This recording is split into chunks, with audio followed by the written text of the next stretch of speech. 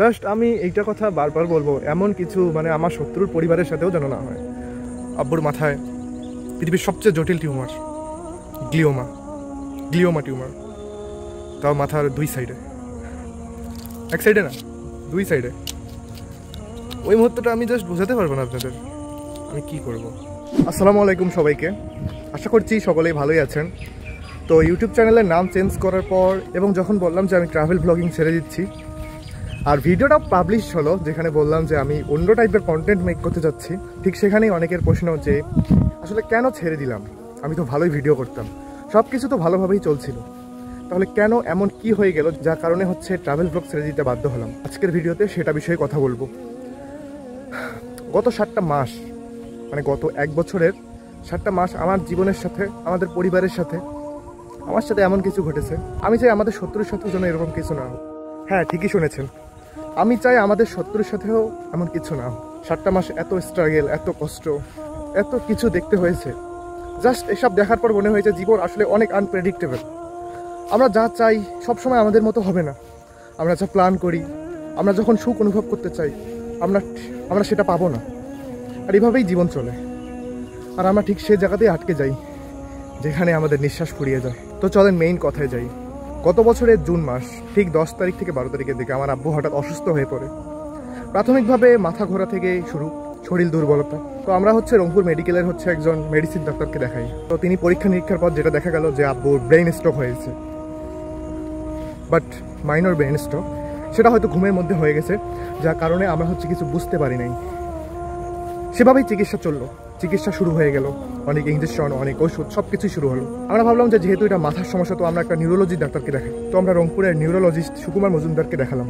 তিনিও সেম কথা বললো, কিন্তু ট্রিটমেন্টটা একটু চেঞ্জ হলো, কারণ প্রথম ডাক্তার অনেক বেশি মেডিসিন দিয়ে ফেলছিল। ইনিও যে কম দেননি তাও না, বাট ইনি অনেক ইঞ্জেকশন কমিয়ে দিলেন। সেভাবেই ট্রিটমেন্ট চলতে লাগলো। ঈদ আসলো, ঈদ উল আজহা। এই প্রথমবার আব্বু বাড়িতে থেকেও নামাজে যেতে পারল না। প্রথমবারের মতো আব্বুকে ছেড়ে একা ঈদগাহ মাঠে যেতে হয়েছে। তাও ঈদের দিনটা মোটামুটি ভালোই কাটলো। আব্বু একটু করে শরীর ডেভেলপ হচ্ছিল, মাথা ঘোরা একটু কম ছিল, একটু খাইতে পারত। ঈদের 4র্থ দিন খাওয়া দাওয়া করলাম দুপুরে। দেন হঠাৎ আব্বুর প্রেশার অনেক বেড়ে গেল, 180/40, একদম ছটফটানি অবস্থা। বোঝাতে পারবো না সেই পরিস্থিতিটা, কি করব না করবো বুঝতে পারছিলাম না। ভাইয়াদের সাথে ইমিডিয়েটলি কথা বললাম, আপুদের সাথে কথা বলে ইমিডিয়েটলি আমরা ডিসিশন নিলাম যে আমরা রংপুর মেডিকেলে ভর্তি হবো, কারণ একমাত্র মাথার যে চিকিৎসা সেটা রংপুর মেডিকেলে, মানে সরকারি মেডিকেলেই পাওয়া যায়। তো সেই হিসেবে আমরা রংপুর মেডিকেলে ভর্তি হলাম রাতের দিকে। আর মেডিকেলে যাওয়ার পর এমন পরিস্থিতি আমি কল্পনা করতে পারিনি ভাই, বিশ্বাস করেন। সরকারি মেডিকেলের এমন পরিস্থিতি, বিশ্বাস করেন ভাই, আমি কল্পনা করতে পারিনি সরকারি মেডিকেলের এমন অবস্থা থেকে। এমার্জেন্সি মানে যে এই অবস্থা, আমি জাস্ট কল্পনা করতে পারিনি। আমাদের একদমই অভিজ্ঞতা ছিল না। ফার্স্ট দিন আমাদের মেজের মধ্যে থাকতে হয়েছে, বারান্দার মধ্যে, মানবেতর অবস্থায়। বোঝাতে পারবো না এত খারাপ দিন গেছে ওই দিন। বাট আমাদের লাক ভালো ছিল, আমার মামার পরিচিত একজনের মাধ্যমে ডাক্তারের সাথে কথা বলে আমরা সেকেন্ড দিন, পরের দিনই আমরা কেবিনে চলে গেলাম, যেখানে শুধুমাত্র নিউরোলজি রিলেটেড রোগীরাই থাকতো। তো সেখানে আমরা মোটামুটি একটু ভালোভাবেই ছিলাম। বাট কথা সেটা না, কথা আমরা ভেবেছিলাম যে আব্বুর আবারও ব্রেন স্ট্রোক হয়েছে। আর ঠিক ওই সময় আব্বুর শরীর একদম নিস্তেজ হয়ে গেছে। আব্বু উঠতে পারছিল না, তেমন কথা বলতে পারতেছিল না, চিনতে ছিল সবাইকে, বাট কোনো শক্তি ছিল না, হাঁটার শক্তি, বসার শক্তি, বসতে পারতো না। আব্বুকে জাস্ট বসাতে আমাদের 3 জনকে ধরতে লাগতো, কারণ আব্বু একটু স্বাস্থ্যবান ছিল আমাদের মতোই। আমরা তুলতে পারতাম না, এমন অবস্থা। এরপর সেখানে মেডিকেল বোর্ড আসলো, যেহেতু সেদিন বৃহস্পতিবার ছিল, আমাদের এমআরআই করতে দিল। তো সিটি স্ক্যানে তেমন বোঝা যাচ্ছে না আসলে হয়েছিটা কি, বাট এমআরআই ডেট পড়লো শনিবার। আমরা শনিবার পর্যন্ত অপেক্ষা করে শনিবারের দিন এমআরআই করালাম, রিপোর্ট আসলো রবিবার। বাট সেদিন এমন কিছু আসলো যেটা মানে কল্পনাতেও আসেনি কখনো ভাই, কল্পনাতেও আসেনি।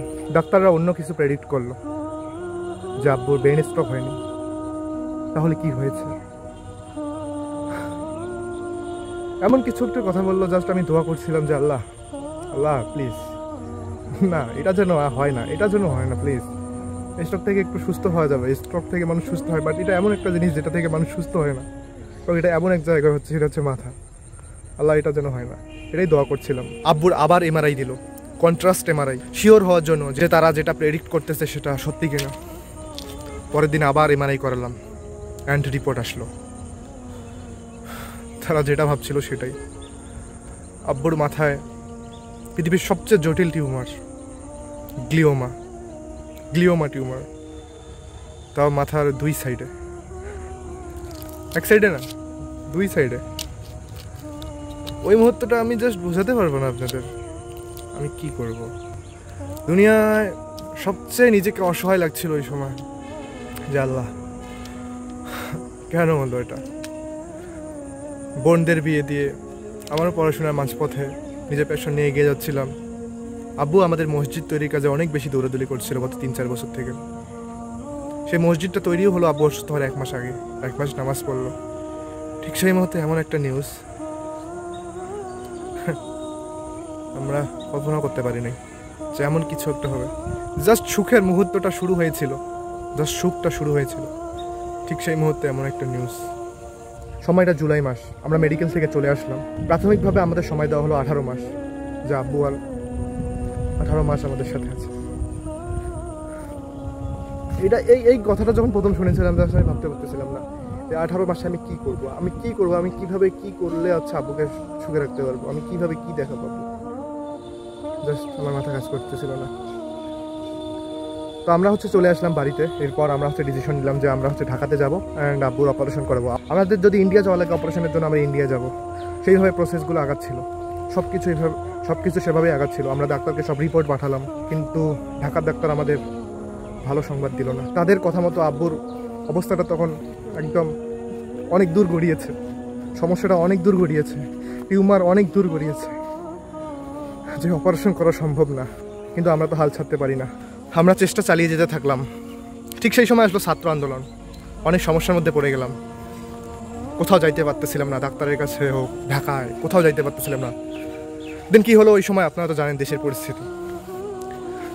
সেই সময় একটু বাড়ির কথা বলি। সেই সময় আব্বুর সাথে কি হচ্ছিল, আব্বুর ধীরে ধীরে স্মৃতিশক্তি কমে যেতে লাগলো। প্রচণ্ড রাগ হলো, প্রচণ্ড রাগ। আব্বু ঘুমাইতো না, আব্বু সারা রাত জেগে থাকতো। শুধু নিজে ঘুম না, আমি আম্মু কারোই ঘুম হতো না। আব্বু ঘুমাইতো না, আমরা কেমনে ঘুমাবো? আব্বুর ঘুম হইতো না। আর এটা এমন একটা টিউমার, এমন একটা অসুখ যেখানে আপনার রোগীকে ঘুমের ওষুধ দেওয়া যাবে না। মানে বুঝতেছিলাম না কি করব না করব। আব্বু ঘুমাইতো না, সারা রাত চিল্লাচিল্লি করতো, টাকালাহি করতো, স্মৃতিশক্তি লোপ পাচ্ছিল, মানুষদেরকে ধীরে ধীরে ভুলে যেতে লাগলো, অনেককে চিনতো না। পরিস্থিতি এমন হয়ে দাঁড়ালো। আগস্ট মাস, জুলাই আন্দোলন শেষ হলো, আমরা প্রিপারেশন নিলাম ঢাকাতে যাব। দেন যদি আমরা ইন্ডিয়ায় যাই, সেই প্রিপারেশনও নিতে থাকলাম। ঢাকাতে গেলাম, সবচেয়ে যিনি বড় ডাক্তার নিউরোলজিস্ট, ওনাকে দেখালাম ল্যাবরেটরিতে, কিন্তু ভালো ফল পেলাম না। সেখানে আবার এমআরআই করা হয়েছিল, কিন্তু সেই এমআরআই এর এমন কিছু ভেসে উঠল যেটা আমি চেপে রাখতে পারতেছিলাম না, কাউকে বলতেও পারতেছিলাম না।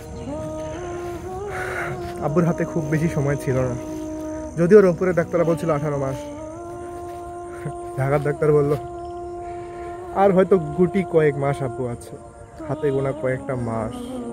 এই টিউমারটা যখন একজনের শরীরে তৈরি হয় তখন মাত্র 10 মাস থেকে 1 বছর জাস্ট বেঁচে থাকে রোগী। আর আব্বুর সেই টিউমার অনেক বড় হয়ে ছড়িয়ে পড়েছে মাথার 2 সাইডে। অপারেশন করা তো সম্ভব না, সেই সাথে বেঁচে থাকাও দুষ্কর হয়ে যাচ্ছে। এটা এমন একটা টিউমার যেটা হওয়ার পর আস্তে আস্তে আস্তে আস্তে মাথার মধ্যে ব্লাস্ট হয়ে যাবে। দেন ধীরে ধীরে ধীরে ধীরে রোগী নিস্তেজ হয়ে যাবে।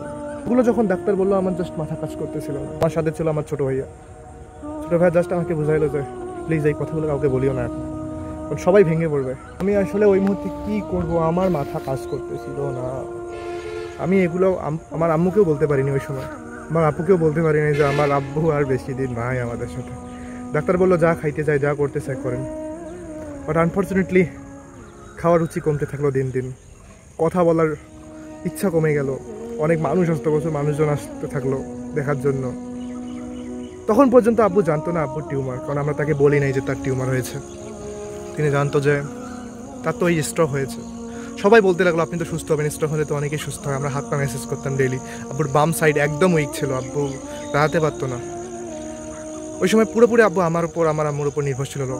আমরা যতটুকু যখন যা করি ততটুকুই, যখন যা করতাম, খাওয়াইতাম, পরিষ্কার করতাম, সব কিছু পুরোটা দিন রাত আমি আব্বুর পেছনে লেগে থাকতাম। তাও মনে একটু শান্তি পেতাম যদি আব্বু থাকতো। এখন আব্বুকে সুস্থ করার অনেক চেষ্টা করছি, তো আল্লাহ আল্লাহর ইচ্ছা, আল্লাহর যা চায় তাই হবে। এই পৃথিবী থেকে সবাইকে চলে যেতে হবে, আমিও থাকবো না, আপনিও থাকবেন না, কেউই থাকবে না। তো আমি হচ্ছে কথা থেকে একটু ছুটে গেছি। তো আমরা ঢাকা থেকে আসলাম যখন, আব্বু ভাবলো যে হ্যাঁ আমরা তো সুস্থ হবো। আব্বু জাস্ট আমাকে আর ভাইয়াকে বলতে লাগলো, ডাক্তার কি বললো, আমি সুস্থ হবো তো? আব্বুকে কি অ্যান্সার দেবো? বললাম হ্যাঁ হ্যাঁ আব্বু সুস্থ হয়ে যাবে, সব ঠিক হয়ে যাবে, কিছু না, সব ঠিক হয়ে যাবে। বাট ঠিক তো হলো না। আগস্ট মাসে আমরা ডাক্তারকে দেখালাম আর ডিসেম্বরের মাথায় আব্বু চলে। আর এই যে প্রতিটা দিন, এক একটা দিন ধীরে ধীরে আব্বুর শরীর হচ্ছে খারাপ হতে লাগলো। খেতে পারতো না, লাস্টের 1 মাস খাইতে পারে নাই, খালি জুস খেয়ে থাকতো। লাস্টের 7 দিন কিচ্ছু খাইতে পারে না, স্যালাইনের উপর ছিল। এমন একটা অবস্থা তখন, মানে বুঝাতে পারবো না। শরীর, আব্বুর শরীরের দিকে তাকানো যাইতো না, আব্বুর চোখের দিকে মুখের দিকে তাকানো যাইতো না। জুন থেকে জাস্ট এই ডিসেম্বর মাস, একটা মাস আব্বুর এত কষ্ট গেছে যা বলার মতো না। আব্বুর এত কষ্ট গেছে, সাথে আমাদের। জাস্ট আমি এইটা কথা বারবার বলবো, এমন কিছু মানে আমার শত্রুর পরিবারের সাথেও যেন না হয়। একটা মানুষ, একটা বাবা মা পরিবারের জন্য কত দরকার, মানে বাবা মা সুস্থ থাকা যে কত বড় নিয়ামত, আমি কেমনে বোঝাবো আপনাদের কত বড় নিয়ামত। 26শে ডিসেম্বর শরীর আব্বুর অনেক নিস্তেজ হয়ে গেল, অনেক খারাপ হয়ে গেল। রাত 10টা, শুক্রবারের প্রথম প্রহর, আব্বু চলে গেল এই দুনিয়ার মায়া ত্যাগ করে। চলে গেল আমাদের সবাইকে ছেড়ে, চলে গেল সব কষ্ট থেকে মুক্তি দিয়ে আমাদের। হ্যাঁ, আমার ছেলে মেয়ে, তার ছেলে মেয়েদের, তার স্ত্রী অনেক কষ্ট হচ্ছে, সবাইকে মুক্তি দিয়ে চলে গেল আব্বু। এখন এর মাঝে আর একটা কাহিনী মিসিং হয়ে গেছে, যে অনেকে জানেন যে আমি বিয়ে করছি। আগস্টের পর যখন শুনলাম, ডাক্তার বললো যে হ্যাঁ আব্বু আর কয়েকটা মাস আছে, আব্বুর শরীর আস্তে আস্তে খারাপ হচ্ছে, আরও খারাপ হবে। ওই মুহূর্তে জাস্ট একটা কথাই ভাবতে লাগলাম যে আমার তো অনেক ইচ্ছা ছিল আব্বুকে নিয়ে, আমি তো পূরণ করতে পারতেছি না, কী করবো, কী মাথা কাজ করতেছিল না। ঠিক সেই মুহূর্তে আমার প্রিয়তমা স্ত্রীর সাথে দেখা, এবং আমরা 2 মাসের মধ্যে হচ্ছে বিয়ে করি। জাস্ট আমার মনের শান্তি যে আমার আব্বুকে আমি তার ছেলের বউকে দেখাইতে পারছি। আরেকটা ইচ্ছা, আরও অনেক ইচ্ছা অপূর্ণ থাকছে, সেটা না বলি। আরেকটা ইচ্ছা, যদি নিজের হাতে কিছু করে খাওয়াইতে পারতাম তাহলে হয়তো বা আর একটা অনেক শান্তি পাইতাম। বাট আনফর্চুনেটলি সেগুলো হচ্ছে কপালে ছিল না। তো আব্বু চলে গেল ডিসেম্বরের 26 তারিখ, বাড়ি ফাঁকা। বাড়িতে এখন শুধু আমি, আমার আম্মু আর আমার স্ত্রী। অ্যান্ড এই অবস্থা, এরকম পরিস্থিতিতে আমার আম্মু বা আমার স্ত্রীকে ছেড়ে ট্রাভেল ব্লগ আমি কীভাবে করি বলেন? তাদেরকে ছেড়ে আমি ঘুরে বেড়াবো, তাদেরকে ছেড়ে আমি পারবো না। তো এই যে এলাকা, আমার বাড়ি, আমার সব কিছু, এগুলো ছেড়ে ঘুরে ঘুরে বেড়াবো, মজা চিল করবো, সেটা আমার নীতির সাথে যাচ্ছে না এখন। হ্যাঁ, হয়তো করবো ভবিষ্যতে, যখন সব কিছু ঠিকঠাক হবে করবো ইনশাল্লাহ। সময় হোক, সুযোগ হোক, করব। বর্তমানে হচ্ছে কেরিয়ার নিয়ে বেশি একটু চিন্তা ভাবনায় আছি, কেরিয়ারের দিকে মনোযোগ দিচ্ছি, যেহেতু বিয়ে করছি, বুঝতেই পারছেন। খারাপ সময় মানুষের আসে, সবারই জীবনে খারাপ সময় আসে, আমরা শুধু ভালো সময়ের প্রত্যাশা করি। আমিও ভালো সময়ের প্রত্যাশা করছি, আর এটাও মেনে নিয়েছি যে দুনিয়া ছেড়ে চলে যেতে হবে, হয়তো তাড়াতাড়ি, হয়তো বা দেরি, কিন্তু চলে তো যেতেই হবে এই দুনিয়া ছেড়ে, আপনাকে, আমাকে, সবাইকে। তো এই ছিল আজকের ভিডিও। হয়তো আমি গুছিয়ে কথাগুলো বলতে পারলাম না, হয়তো সবগুলো কথা বলতে পারলাম না, বাট আমি আমার ইমোশনটাকে, বাইরে কি বলবো, আমার কান্না আসে না, আমার বুক ভারী হয়ে গেছে আব্বু। তো সবার কাছে দোয়া চাচ্ছি, বেশি কিছু বলবো না, সবার কাছে প্লিজ দোয়া চাচ্ছি, আমার জন্য দোয়া করবেন, আমরা যেন ভালোভাবে থাকতে পারি, সুস্থভাবে থাকতে পারি, সব কিছু যেন ভালোভাবে হয়। জীবনে অনেক কিছু করার আছে, অনেক মানুষের জন্য কিছু করার আছে। তো প্লিজ সবাই ভালো থাকবেন, সুস্থ থাকবেন, আমার জন্য দোয়া করবেন, অনেক অনেক বেশি দোয়া করবেন, আমার আব্বুর জন্য দোয়া করবেন। আমার আব্বু নিঃসন্দেহে একজন ভালো মানুষ ছিল, আমি বিশ্বাস করি।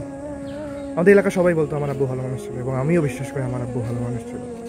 তো সবাই আমার আব্বুর জন্য দোয়া রাখবেন, আমাদের পরিবারের জন্য দোয়া রাখবেন, আমার জন্য দোয়া রাখবেন। ভালো থাকবেন সবাই, আল্লাহ হাফেজ।